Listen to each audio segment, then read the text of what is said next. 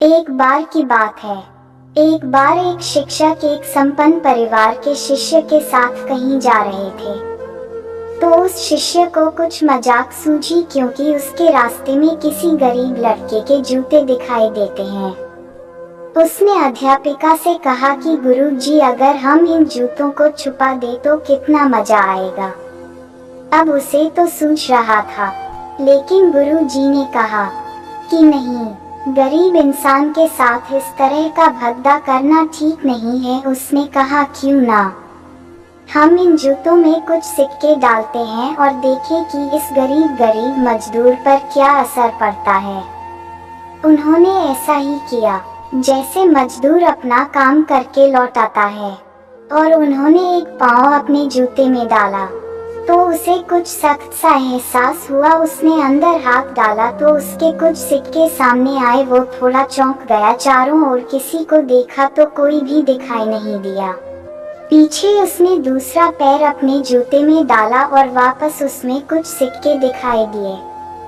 अब दोनों जूतों के सिक्कों को उन्होंने अपने हाथों में रखा और प्रभु की ओर इशारा किया, हे प्रभु, पता नहीं, भले ही मानुष ने यह सिक्के मेरे जूतों में छुपाए हैं, लेकिन जो भी छुपाए हैं उसे मेरी दुआ है, ताकि इन पैसों से मैं अपने बच्चों और पत्नी के लिए कुछ खाना और काम लाऊंगा। और बोलकर वह चला गया। इस बात को शिष्य और शिक्षक दोनों सुन रहे थे। अब शिक्षक ने शिष्य से पूछा कि अब मुझे बताता है कि शिष्य कैसा महसूस करता है, तुम्हारा मजाक या मेरा यह तरीका। तो उसने कहा कि गुरुजी, मैं आपसे क्षमा चाहता हूँ।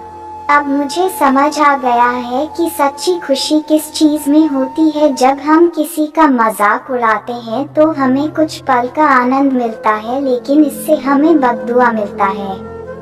लेकिन अगर हम किसी की मुश्किल हालत में मदद करते हैं और हम भी मदद करते हैं, तो उसे भी नहीं पता कि हमने उसकी मदद की है, लेकिन अंदर ही हमें पता है कि हमने उस इंसान की है। यही सच्ची खुशी है। जब हम दूसरों को खुशी देते हैं तो हमें सच्ची खुशी मिलती है। इसी तरह खुशियाँ बांटते रहिए, लोगों की मदद करते रहिए और दान करते रहो, जिसे तुम भी काबिल हो। जितना भी आपसे पढ़े दान करें, लेकिन दान जरूर करें। इसका मतलब यह नहीं है कि आपको कंपल्सरी या अनिवार्य रूप से इतने रुपए दान करने ही चाहिए, क्योंकि हर किसी की जरूरत अलग हो सकती है। अगर आप किसी संपत्ति का दान नहीं कर सकते तो कम से कम चीजों का दान कर ही सकते हैं। मुझे पूरी उम्मीद है कि यह दिल को छू लेने वाली कहानी है, आपको निश्चित रूप से अच्छी लगी होगी।